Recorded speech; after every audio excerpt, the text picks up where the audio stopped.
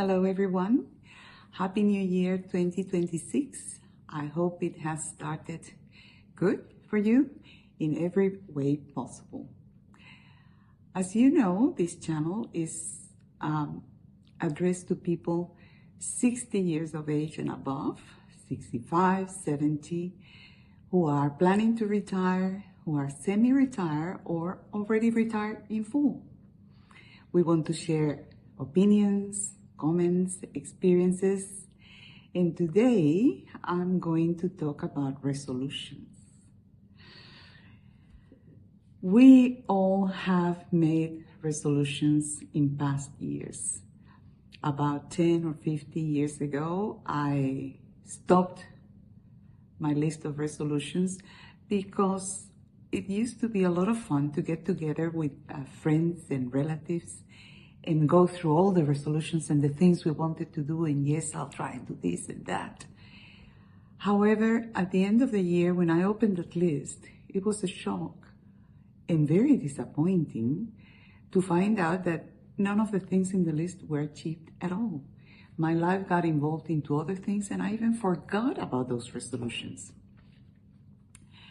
Now, resolutions for me are short-term, small things that we can do, plan, or achieve. And usually what I heard from people this year, people who still have, resolutions lists, I'm going to lose weight, I'm going to lose 10 kilos, and therefore I'm going to go on a special diet this year.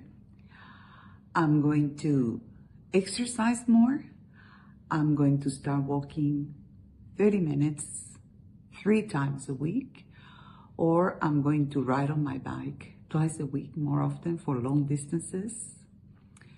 I am going to try and not drink so much alcohol on social occasions. I'm going to improve my diet. I'm going to start eating healthier. I'm going to get rid of, fast foods. I'm going to cut down on sugars and carbohydrates. I'm going to enroll in the gym and do a workout at least twice a week for 45 minutes and enjoy my membership and change things. Or I'm going to take a course. I'm going to improve my skills. I'm going to change activities. Well, this is all very exciting and very good. The problem is that I think that 90% of us will never achieve that. If you want to cut down on sugars, well, you have to stop going to all the social events like birthdays, graduations, wedding anniversaries, parties, Christmas. Stop going, because what is the point if you cannot enjoy what you eat? And in those menus, sugar plays an important role. So we cannot escape that. So that's why I stopped making a list of resolutions. I found that they put a lot of stress. They made me feel like I have to commit to something, that I have to achieve something. And if I don't, what am I going to do? And on and on and on and on. And then at the end of the year, it brings the frustration and the disappointment, and I'll have to start all over again. So out with the resolutions. No more resolutions for me, and I hope for you either. Then at our age of, I'm in my mid-70s, so at this stage, how much time do I have in the future for long-term resolutions or plans or any other activity? Not as much as I did when I was 40, that's for sure. So long-term resolutions, plans, or dreams are really not very practical anymore. We have to be more realistic than that. So the way I look at it, I think that, for example, we have dreams and plans that we could carry out, and we should probably aim at what we can do in the next 12 months and not beyond that. Because circumstances may change very suddenly. And at our age, there are a lot of things that we never thought about when we were younger. And now they're becoming a reality. So, for example, I think I've heard twice this year from some friends, this is the year that we are going to sell the house because the kids are gone, the house is too big, we want to downsize, and we want to purchase another place that's smaller, better located, and easier to take care of, and eliminate the burden of the financial the funds that we need to maintain the house, the physical effort to keep it looking good and in good shape and well maintained, gardens, etc. So that's one of the things that I've heard most this year. Another thing that I have heard is this is the year that we're going to take that long trip that we've been dreaming of for years. So we have decided that yes, we're going to travel. And if you have your spouse or your partner, that's very good. You may travel with friends, relatives, and even solo. And solo travel can be very, very relaxing, very rewarding and very enjoyable too. However, if we plan a long trip, we have to remember that that should be the activity, the plan for the year. If you're going to sell your house and buy a new one, well, you just cannot do both. It is a lot of money, a lot of effort, and a lot of planning. Some other people have said things like, oh, we want to change the car. Our car is too old, and at our age, we want a car that makes us feel safer. And of course, that may be a nice plan. However, you have to remember that if you're past 70, nearly 80, it may be the last car you ever buy for the rest of your life. That's it. When I was 40, I could change the car every 3 years for a long time. And the reality of today, for me, in my mid-70s, is very different. And then there are things like, for example, landscaping. I've heard that too. People who want to change their gardens or their patios if they want to remain in the same house because they have trees and bushes and that require a lot of maintenance, and it is really too hard to keep. You may have to hire a gardener and have the extra money to do that. So landscaping, okay, we call somebody, we redo this, we get rid of trees and bushes, and we plant other things that are easily taken care of. And so many other things, those are the first ones that come to mind at the moment. Now, when we think about them, we have to realize that we can only do one thing per year to do it well and to be able to enjoy it. So selling a home, planning a trip, buying a new car, landscaping your gardens can be time-consuming. You have to go through paperwork, financial calculations, looking for a house, finding a new house, moving, packing, furnishing the new house. And that may take months. And therefore, the rest of the year should be taken for enjoyment. The same goes for traveling. Traveling requires, calculating the time you can travel, the climatic conditions wherever you go, your time to be away. Can you be away for a long time or maybe a short time? And that will allow you probably to make 2 trips during the year instead of 1. Insurance, packing, the house being left alone, a lot of things to think about in preparation for that trip. Then enjoy the trip and then come back to relax and just ponder about what you saw, how much you enjoyed that trip. So you need every year to leave time for yourself to relax and enjoy things without any pressure, instead of pushing yourself to do things, And and taking into account that we like to be more relaxed now at this age. We don't want the pressure anymore. So plans and dreams are very welcome as long as you can really plan it in a relaxing manner and achieve it and close the year thinking, oh, well, this year we did this or we did that. And, you can talk about it with a lot of pleasure and move on to the next year with something different. Now, another aspect that I contemplated was events. Things happen every year in your life that were not planned, not expected, and certainly some of them not welcome, but they change your life completely. So whatever you would have wanted to do, change house, travel, change the car, socialize more, exercise, whatever, will come to a halt because things have changed all of a sudden. And if we start thinking of the sad, difficult things, after the age of 65, your health can play a big role in your future years, even this year. Suddenly you or your partner are diagnosed with something very serious that will require you to go into hospital, to have an operation, or to go into a long-term treatment during the whole year to recover properly, to readapt your activities, your meals, your physical activity.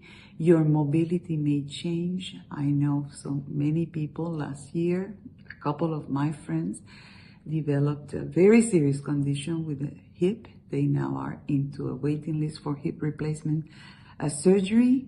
So everything else they had wanted to do at the beginning of the year stopped. They cannot continue with that idea. They have to now handle their health first. And this is very common. In other cases, you may lose a partner. Unfortunately, one of you may die, and suddenly things change completely. And it is time-consuming. It costs a lot of money to prepare for that, to take care of things like your power of attorney, enduring power of attorney, guardianship power of attorney, your will. What are you going to do with your properties, your belongings? How is that going to be distributed? How are you going to be taken care of while you're, recovering from the pain and the sadness and the lonely days coming ahead? So your whole year is taken, into dealing with the suffering, the sadness, and the rearrangements that you have to do in your life. Now, on the other hand, there are other events that are more positive than the ones before. For example, the first grandchild of the family may be born this year. So there's a lot of anticipation, preparation, and excitement about it. Your youngest child may be getting married at last. There may be job promotions for your adult children where they are going away, leaving to another country, to another city. So all that has to be dealt with, and then you will have to think this year, in terms of, can I visit them? How often are you coming to visit? And there are things like graduations, births, weddings, anniversaries, the special birthdays. Last year, 2 or 3 of my friends turned 80. And that was a big occasion. That was something to really celebrate and enjoy. So you're part of all that. And those events take time to prepare, to be ready, to enjoy them. And you should leave in your year plenty of time to do that without any pressure, without any having to postpone this or that. You have to give yourself the time to relax and distribute your whatever you have coming during the year into a reasonable time without adding things to do or plan and take away from you the joy of having a relaxing time, enjoying what comes up. Okay, for other people, it may be that you want to change activities altogether. Now we are retired. We can take courses, study, learn new skills, change our activities altogether, something that we never did before. I saw a very interesting interview of a Spanish lady who turned 86, and she is, for the first time, working, producing quite a bit of money with new activities, computing activities, media and technology. And she started at 75 because she was retired. She was bored of, just taking care of the same things in the house, the cleaning, the cooking, the shopping, and the occasional coffee with friends. And she said, there has to be more to life than this. So she made plans, 10 years ago. Went and took a course, had never had a computer in her life, and she arrived at the class with her new computer and just told the instructor, who could have been her grandson, that she didn't know how to work the computer. How was she going to do this? And he said to her, well, I'll help you along because you can. Well, today she has a fantastic story to tell. At 86, she's producing a lot of money. She knows how to handle a computer, her mobile phone, and she doesn't have to rely on her grandchildren or her nephews and nieces to do that for her. And she's just full of life. She says it brings life, makes your brain active, resilient. It makes you look forward to every day, to a different activity, to the assignments that you have to do, people you have to talk to. And it filled her life with a lot of interesting things after the age of 80. So I have hope. I would love to reach that age, exactly in her condition. There are also other events that may take place unexpectedly. Natural disasters is one of them. We have had here in Australia several cases now of people who have lost their houses to floods, severe floods, to fires, accidental fires that have burned their houses to the ground completely. And that took them completely by surprise. It's something that they would say things like, for example, we've been living here for 10 or 15 years and this never happened before. We were not prepared for this. And now we don't know how to deal with it. It's a disaster. So your life takes a big turn with natural disasters like that. And for some people, it is very difficult. You need the support of family, friends, whatever, in order to, start again from zero.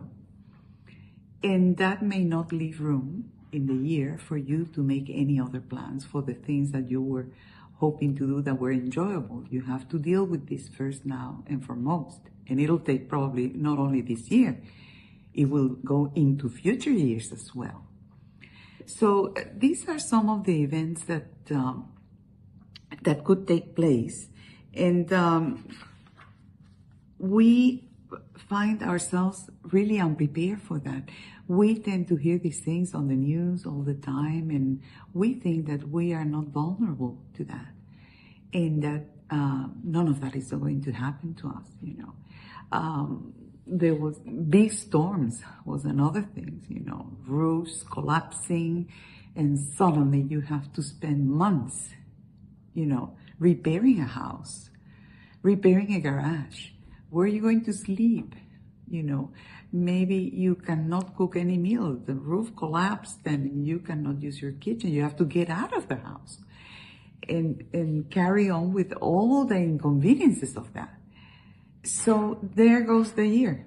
There goes the year. You just cannot have resolutions, plans, dreams without taking into account that if something happens that prevents me from that, I should just take it one step at a time and tackle things in the order of priority they should be, handled. So, For me, well, yes, I keep having plans and dreams, of course, this year. But I have realized that one of the most pleasurable things that I'm planning to do is rest more. And that doesn't mean that I have to be inactive. No, I will take my walks when the time of the day allows, the temperature allows. And yes, if I can, to every other day do that. I will eat better because I'm going to cut down on expenses for food. So I will be cooking more at home, which I enjoy. So it'll be a time for me to relax. And now that I don't have any family commitments, I can plan new recipes and test new things. I can see my friends more often, socialize more, invite people over and have some small parties here at home, which I haven't done for a long time because it's always going out quickly for coffee. This year, I would like to have more things happening here at my home. Now, I'm looking at my notes here because there are some things that I wrote, and besides health issues, we have things that are achievable. In other words, don't try not to do things that you are not sure that you can achieve in a short term. If you need to do something that requires long term, then do them one step at a time. But leave room in your year for relaxation, enjoyment, putting your feet up, having a coffee, reading a good book, get into different things. Trigger your creativity with new ideas, with new courses. You can now take courses online, which allows you to do it comfortably from home. And you have plenty of time. Just look at it like I have plenty of time to finish a course. If you're going to take a university degree in medicine, for example, well, then you have to be prepared to realize that you better have some guarantees that after the age of 65 or 70, you will be able to complete that degree and become a doctor who can find a job and open a clinic, etc., etc., etc. We don't want to do that anymore. That stage is over and done with. But you can do things like painting, learning languages, keep your brain moving and excited and having assignments to complete and other people to share the same activity with, doing any type of study or skill improvement from home can be very isolating, and sometimes you just give up. There's not the spark that comes when you share things with other people and experiences and how other people are doing this and that and taking the same course with you. You have to get dressed, go out, and it is lovely throughout the year to think, okay, every Friday I have a class in the morning from 9 to 12, and I have to get dressed, and you look forward to that Friday after Friday. It may take the whole year. If it is a long-term course, it may be a course or a career short-term that will give you skills that you can put into practice and enjoy with the family, friends, and even alone. So don't neglect this year your leisure time. Don't neglect the relaxing moments that you can have to yourself, and catch your breath and look at what you're doing, how your plans are developing, how your dreams are coming to fruition, and enjoy it. Enjoy it immensely. Don't think of the trip that I'm going to take to Canada this year with my partner, but we have to come back home in 3 months because then we have these other plans, weddings and this and that. No, don't crowd your year with extra activities. Just do what is coming to you during this year, okay? Or any other year, because we'll keep going. We finished something this year, and hopefully in December we'll be thinking of, this new year, I'm going to do something different, exciting. And it is lovely to feel like you can do that. And be gentle to yourself. Remember that some of the things are achievable as long as the body responds and your health is good, as long as your finances are settled and you can take care of your daily expenses without any pressure, and as long as you have your family and your friends close by to socialize now and then. So, apart from all this, I wish you all the best. If you can, leave in your comments whatever you're planning to do this year. Share with me. I would love to see what other people are doing and to read about your experiences. And as I have shared mine, and my main and foremost is my YouTube channel will continue, and I will be happily and relaxingly taking care of my health and my days.